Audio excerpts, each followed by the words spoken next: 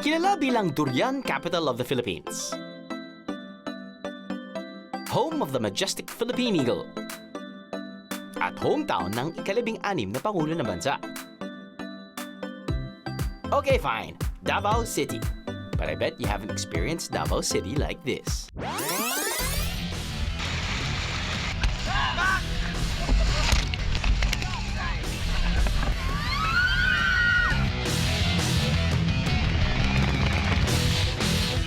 Mga biyahero, different levels of adventure ang hatid namin sa inyo tonight. Choose one or choose them all. Tara, tama ka sa biyahe ko.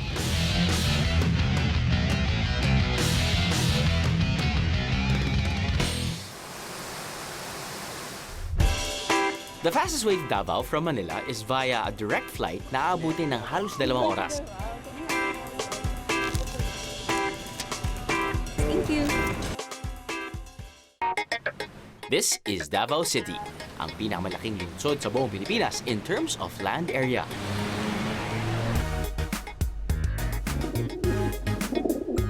Gusto niyo ba ng kakaibang city tour? Pwes, sumabay na sa Team Davao Runners dahil sa kanilang ruta, madadaanan na ang ilang mga importanteng lugar ng syudad. So, it's BiyaHERO run time! Masarap tumakbo sa Davao dahil unang-una, meron kaming speed limit, safe siya para sa mga runners. Pangalawa, malinis. Malinis yung Davao.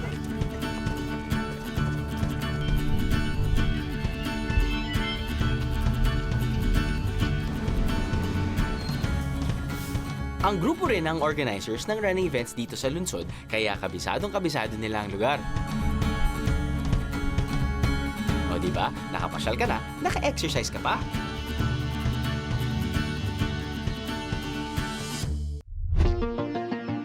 Dahil halos na paliligiran ng mga bundok ang Davao City, hindi ka taka-taka na maraming malalawak na parke o resort dito. Tulad ng nature park na to, na may swimming pool with cottages.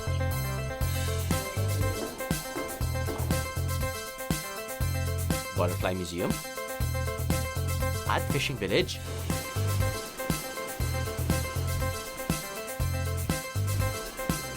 Maaring mangisda ng dory, tilapia at hito sa kanilang pond. Tapos maaring ipaluto para sa inyong tanghalian.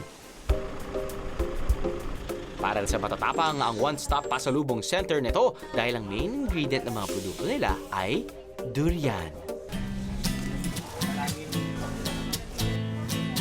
Mula sa candies, yema at pastillas hanggang tart, pastries, mallows, pies, kopya, piyaya, barquillos, coffee, frap. Well ako, t-shirt na may disenyong durian na lang ang bibiling ko.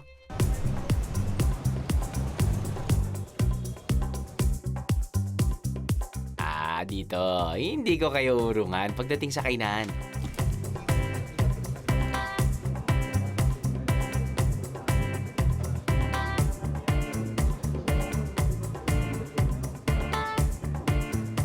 Ang tuna talaga dito nang umpisa sa Davao. 80 years ago, dito talaga nag-umpisa yung Japanese. So, Davao is really where the tuna fishing started. Although nagpunta rin sa Jensan or Zamboanga, but Davao is still the focal point for tuna fishing.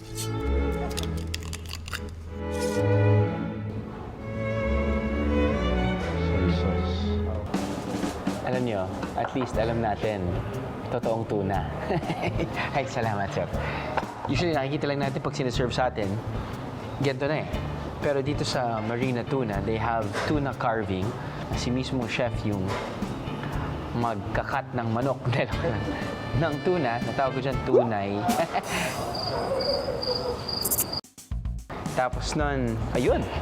You know? That's as fresh as you can get. There you go. Tikman na natin. Of course, you know, dito sa restaurant na to, and I'm sure dito rin sa Davao na maraming restaurants din na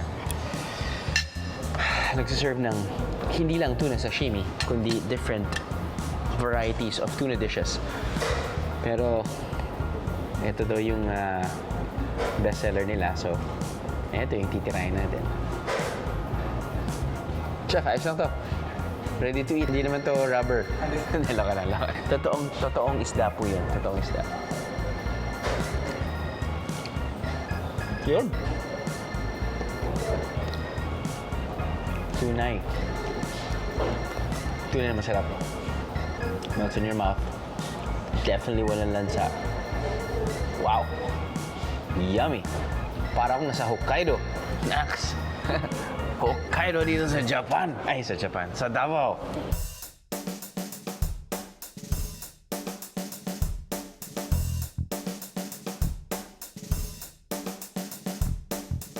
We are famous for the 10-way tuna. Yung isang tuna, ginawa namin ng 10 klaseng menu. So we called it the 10-way tuna experience. Kain tayo? Kain tayo.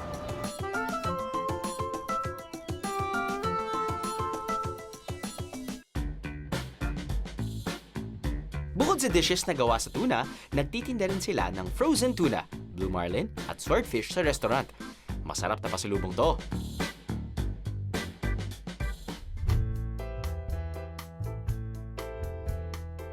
Organic ang fresh food mula sa isang farm-to-table restaurant.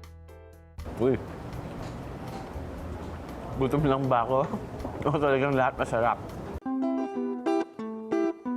Isang sikat na kainan na di raw dapat palampasin.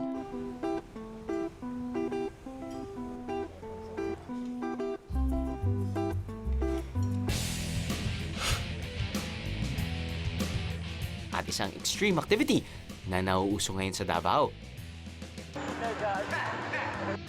Lahat yan sa pagbabalik ng Biyahe ni Drew. Ano, sama ka sa biyahe ko? Ano, sama ka sa biyahe ko?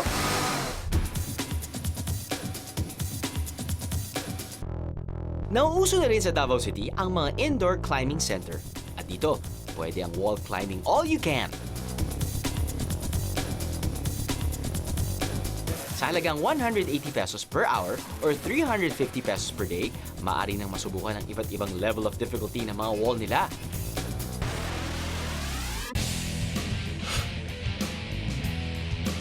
At ang pambato ng biyahe ni Drew, ang aming episode producer na si Jack.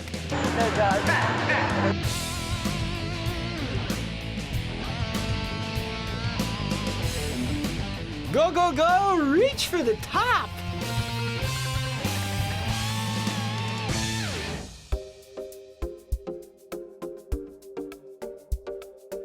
Sakaling first time nyo naman sa Davao, ito ang sikat na kinilaw place na paborito ng mga lokal. Kaya it's a must-try for tourists.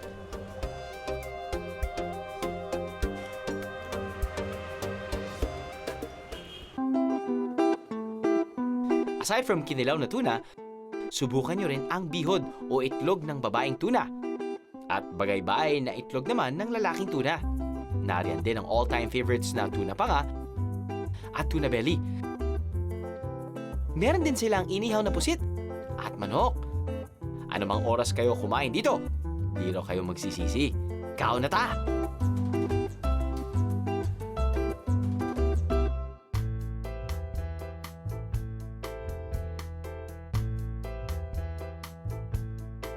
Kakaiba naman ang concept ng restaurant na to, organic dishes.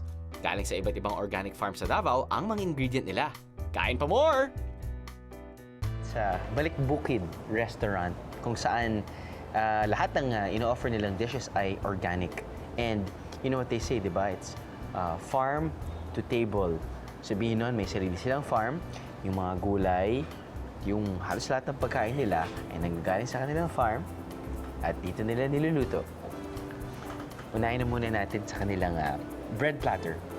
Okay, what's so special about the bread platter? Well, the dip. The dip is kesong puti. And I'm guessing olive oil. No? Kanina pa ako nagka-crave sa tinapay talaga eh. Ooh. Siyempre, you have to get it still hot. This is what kesong puti with some looks like bell pepper or tomato. Maybe it's tomato and bell pepper or bell pepper lang.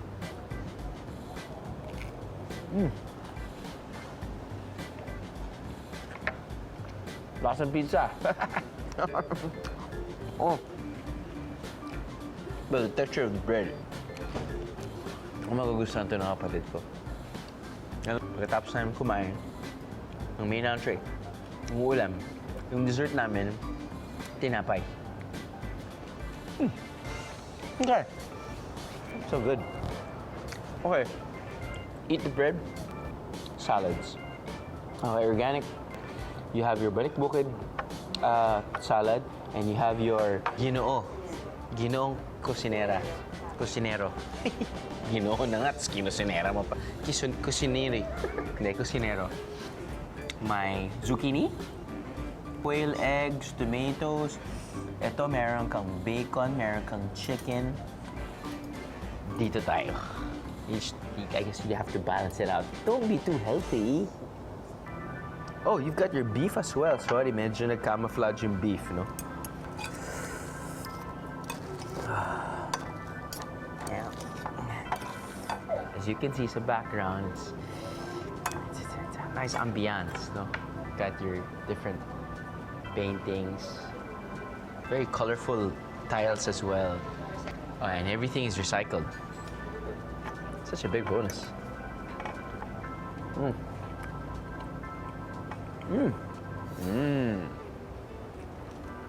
So far, everything's good.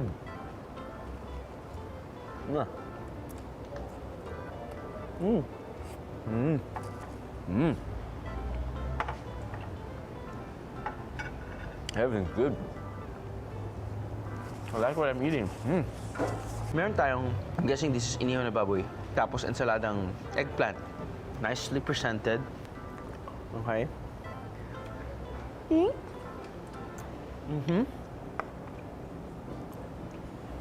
Uy. Gutom lang ba ako? O talagang lahat masarap? Hindi naman ako sobrang gutom kasi kakain lang namin 2 hours ago. But, hey, yung inihaw na aftertaste, it's really, really good. Total, meron na rin tayong kanin dito. Nagtitikman na rin natin yung laing nila. Laing, lagay natin dito sa kanin. Kasi ang laing, hindi pwedeng no rice. Huh. Woo. Wow. Transported back to Bicol.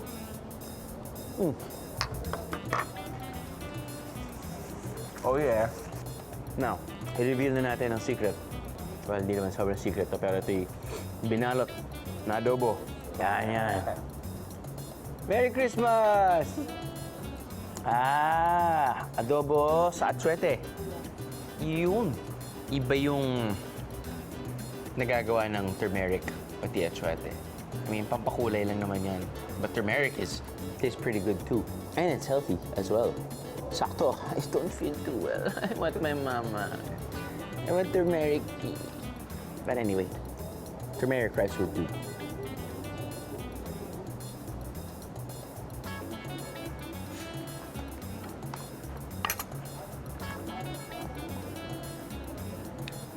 Everything's good. Na tipong gusto ko maglagay dito ng konting laing, lagay ko dito sa adobo, kuha ako ng liempo, tapos babalik ako dito sa tinapay. Tapos di pa nga tayo tapos dahil meron pa tayong feature na tulingan na may gata. At ang tulingan, oh man, this is blue rice. Ako, paborito ito ng mga bata dahil yung mga pagkain makulay.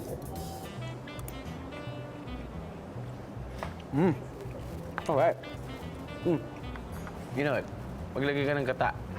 Isda, karne, tinapay, ice cream. Masarap ang gata kahit saan.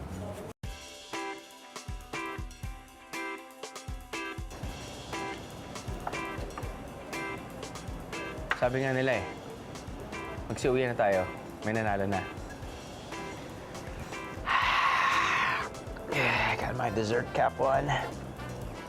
So this is homemade tablea ice cream with, this is bread. Profiterole. Oh!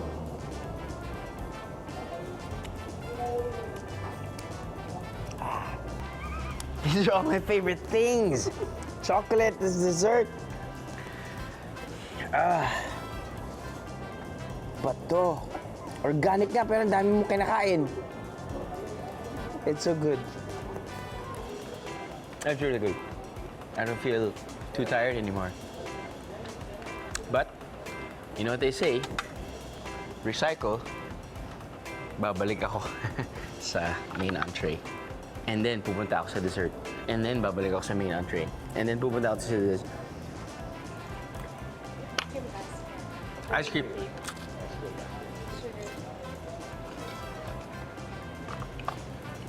I don't like you guys. I love you. Wow, it's so good. Lasang lengua de gato. Lengua de gato. My ice cream. It's good. I'm sorry, I'm gonna go back.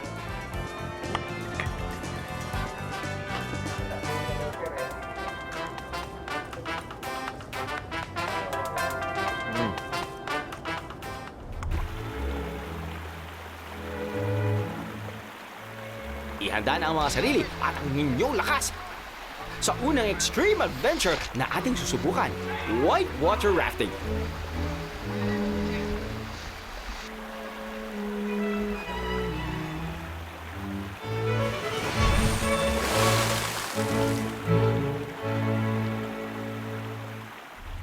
Ano, sama ka sa biyahe ko? Ano, sama ka sa biyahe ko? 2 oras mula sa airport ng Davao City, mararating nyo na ang Buda o Bukidnon Davao Road.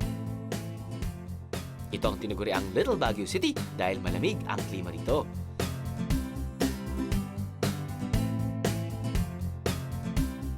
Kaya sa farm na to, mabilis daw lumago ang mga gulay, prutas at herbs. Ito rin ang nag-iisang strawberry farm sa Davao City. Bukod sa mga prutas, may tinda rin silang homemade jams, salad dressings, at organic chocolate. Dahil dito, nagmumula ang katutubong grupo na Matigsalug. Sila na rin ang inaanyayahang magsaka rito.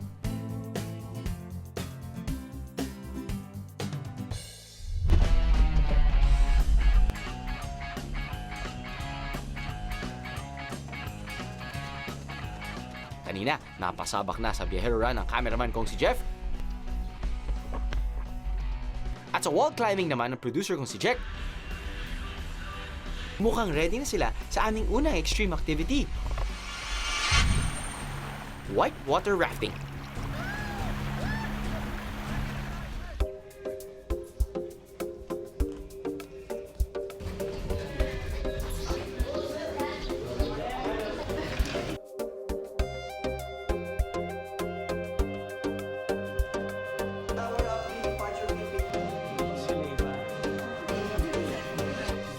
Siyempre, alam nyo na to mga biyahero, importante ang briefing bago ang isang extreme activity. Pagkatapos ng briefing, bumiyahe na kami papunta sa starting point ng aming whitewater rafting adventure. Good morning, welcome to Davao River. Okay, my name is Boyong, this is mga guide dito. Pay attention mga biyahero, dahil nakasalalay ang buhay nyo sa mga safety gear. So, lawagan lahat ng straps. Okay? Hilain pababa yung plastic lock. Okay?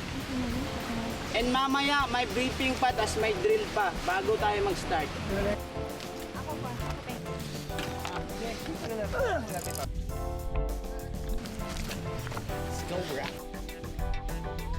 Actually, ilang beses na rin namin feature yung whitewater rafting. I guess kahit numerous times ko na rin ginawa, it's not the same each and every time. Dahil syempre may mga key factors. Una muna yung one, kung gaano kalakas yung tubig, di ba? Kasama dyan kasi yung klima. Pangalawa, after nung Typhoon Pablo, medyo it kinda changed the look of the river. And katulad na sinabi ng mga tour guides sa amin na pinalitan yung landscape.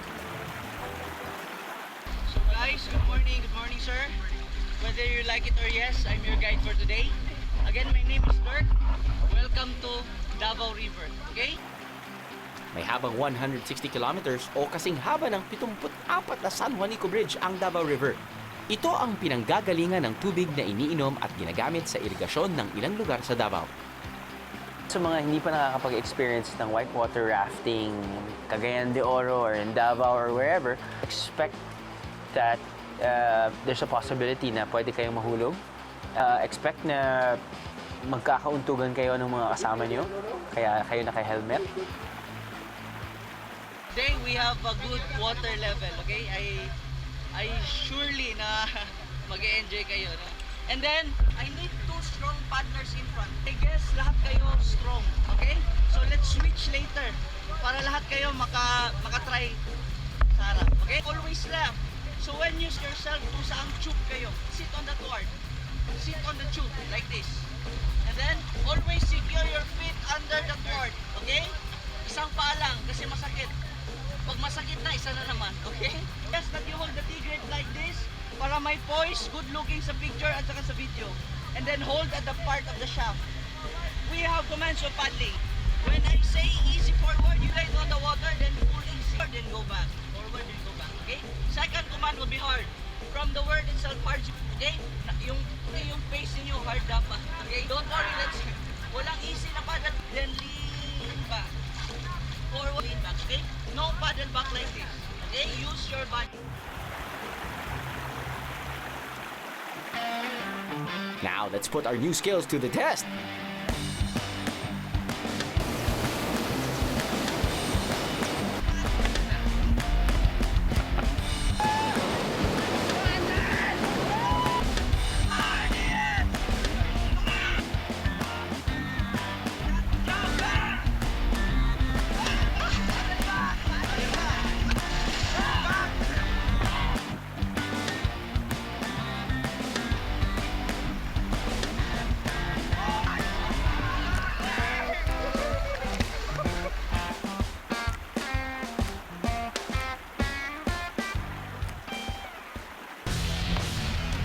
Biyaheros, hindi biro ang whitewater rafting. Akala nyo na pwedeng 50% lang ang energy level nyo dito? Aba, hindi. Dahil madadala rin kayo ng adrenaline. 100% ang energy level. 100%!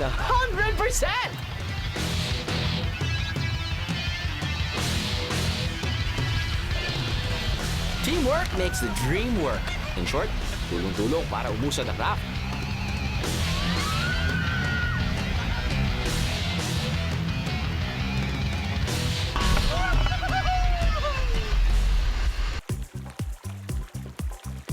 Habang nasa kalmadong tubig pa, safety drill muna.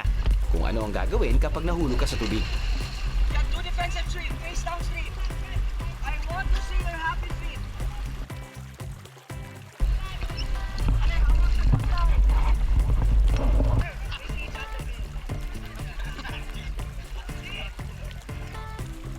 May galit ata itong producer ko sa akin at sinakal ako sa halip na i-rescue. Relax lang, Jack. Yan na lang yung bakit mo kasi igalang. Ito na pagkakataon kong makaganti kay Jack. I-rescue si Jack.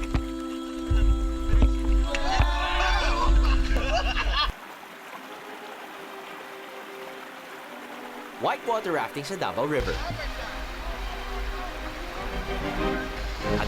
Paddle ulit. Tapos paddle pa more. Ang saya-saya ng lahat. Tapos...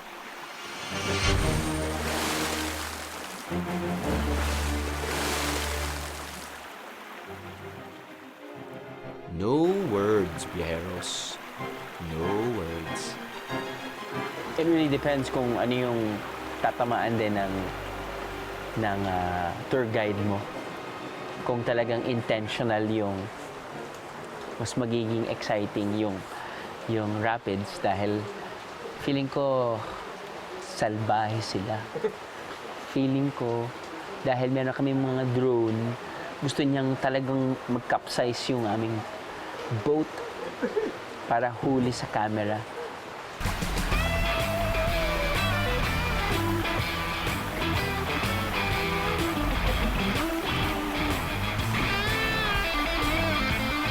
Pero sa totoo lang, masaya siya mga biyahero. What an adrenaline rush!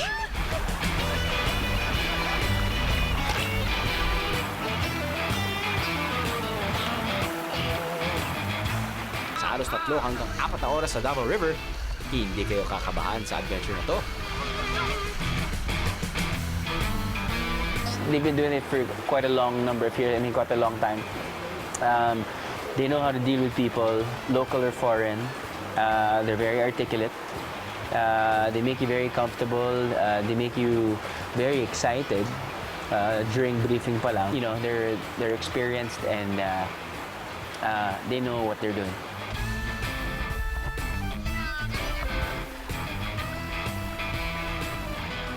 Sumasideline rin sila bilang mga photographer nyo. So, just like that, may souvenir na kayo.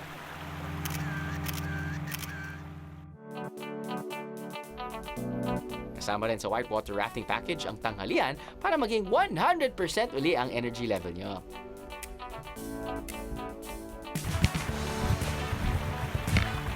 Are you ready for the rapids again, mga biyero? Are you ready? Dapat laging game!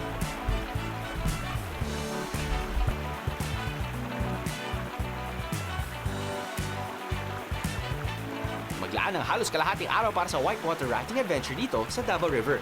Sulit ito, mga biyero. Isang magandang activity ito para sa buong pamilya at pagbabarkada dahil dito matututo kayo ng teamwork tulad ng BND crew ko.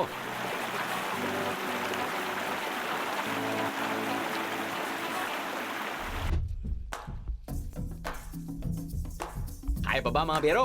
Kasi sagara na ang next activity. Ubusan na ng lakas sa isang exciting at nakakapagod na canyoneering.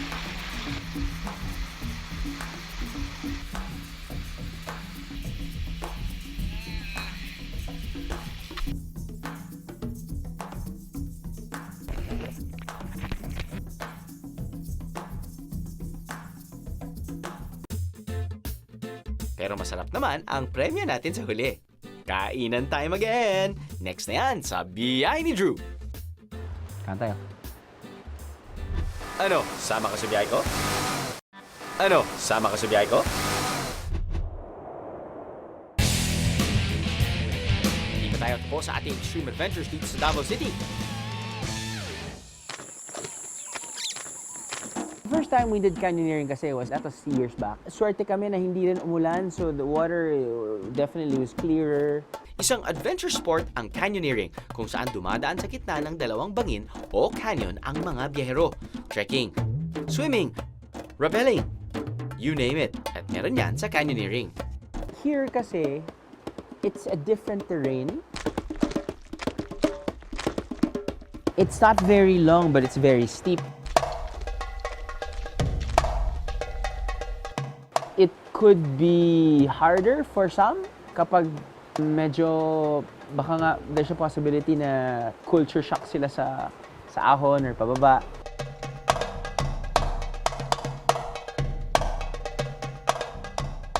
Dito sa Marilog District, may natagpuan ng locals kung saan pwedeng mag-canyoneering. Ibang level ng adventure dito, mga biyero.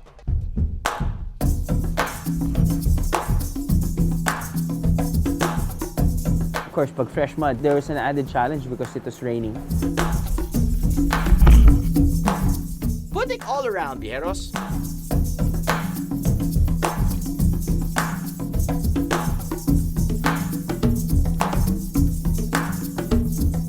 Of course, pag fresh mud, there's definitely a loss of traction. But I guess, you know, that's the beauty of the outdoors. Diba? You never know what's gonna happen. Kalaban nila yung forces, nature, and sarili nila, of course.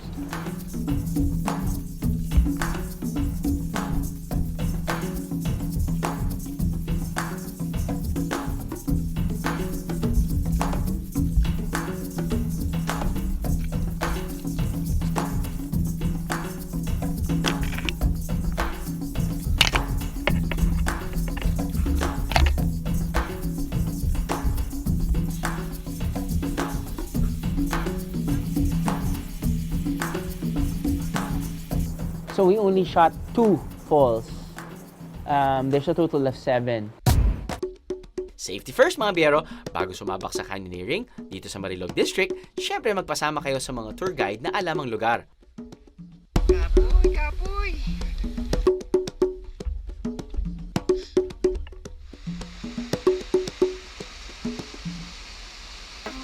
Ang espesyal sa canyoneering na to ay ang mga falls na inyong madadaanan. Para sa mga biyahero na may oras na puntahan ang lahat ng waterfalls dito, aabutin kayo ng halos 6 hanggang 8 oras.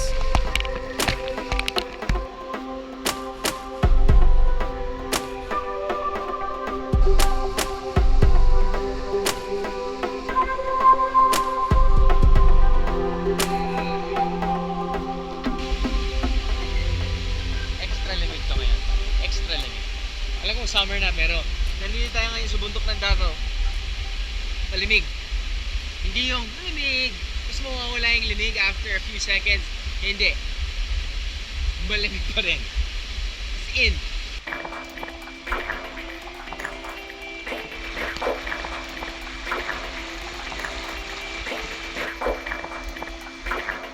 Kawa Falls, what a pleasure to meet you.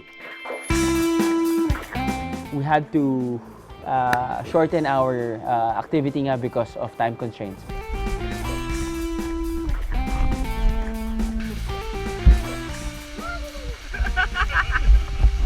Hindi nalalayo sa unang talon na to ay ang pinaka-highlight ng canyoneering adventure dito sa Marilog District.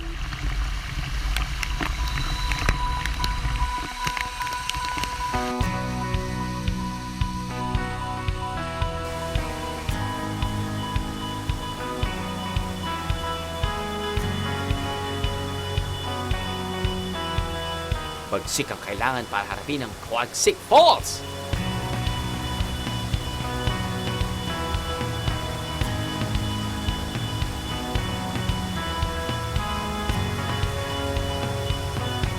Kapag medyo nanghihina na ang tuhod nyo sa taas ng falls na to, pwede namang mag-trek pababa. Pero alam niyo naman ako, let's get it on! Durian lang ang urungan ko dito sa Davao City.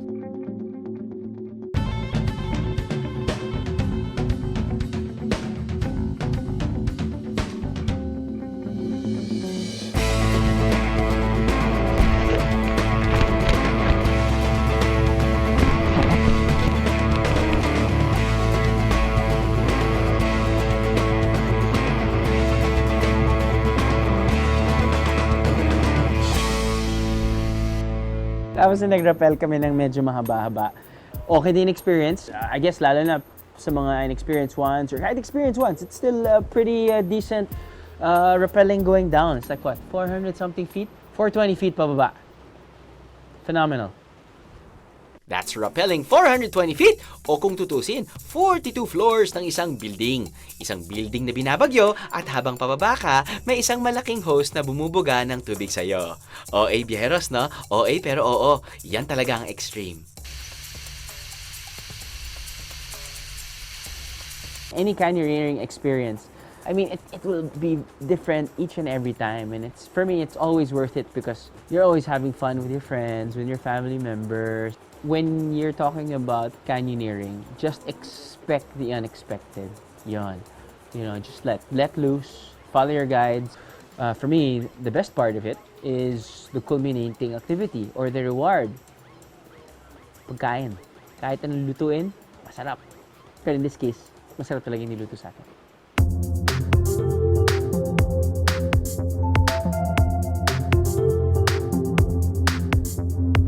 Pwede kayong matulog dito. Ang maganda actually na matulog dito the night before your epic canyoneering activity, no? Kasama ng mga kaibigan nyo, kasama ng pamilya nyo. Okay din yan. They actually serve very, very champion meal.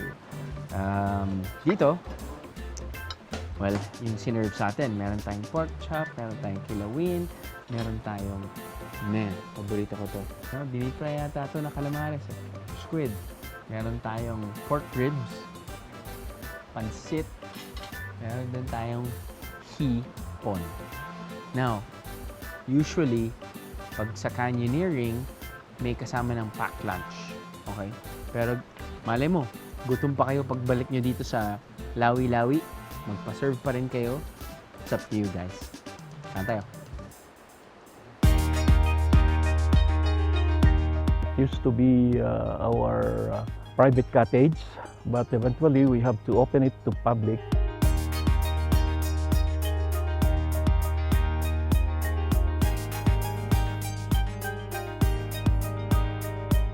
This is a good cottage for family occasions. We could house around 30 persons. We have a playground for children. This is family-oriented. Ang panalo pa sa lugar na to ay ang klima. Ganito talaga ang weather dito. Malamig, tapos kuminsan parang ang aircon natin parang nakabukas sa high lagi. So cold lagi. Even in summer, In fact, mainit ngayon. Hindi masyado because we are happy that we have a sunlight. And normally, this is covered with fog. And oftentimes, during afternoons, we have showers. Ang sikreto sa isang kakaibang biyahe? Ask the locals. Go where the locals go. Do what the locals do.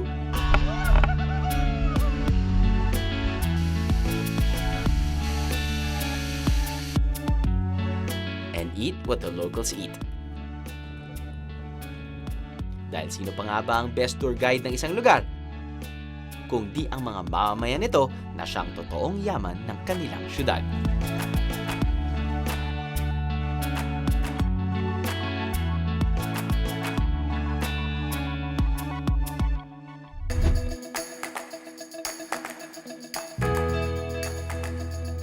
Mga biyahero, did you miss an episode? Or should I say, bitin pa ba kayo sa episode na yun? Don't you worry. Just click on this, subscribe to our YouTube channel, and then you have exclusive access sa lahat ng mga videos na nakikita nyo dyan sa baba. Plus, meron pa kami mga shorties. Dahil kung bitin talaga kayo sa normal episodes namin, meron kaming online exclusive shorties or videos na siguradong ma-enjoy nyo. Ayos na? Subscribe na dito. Just click. Click! Huwag nyo na akong i-pinch. Just click.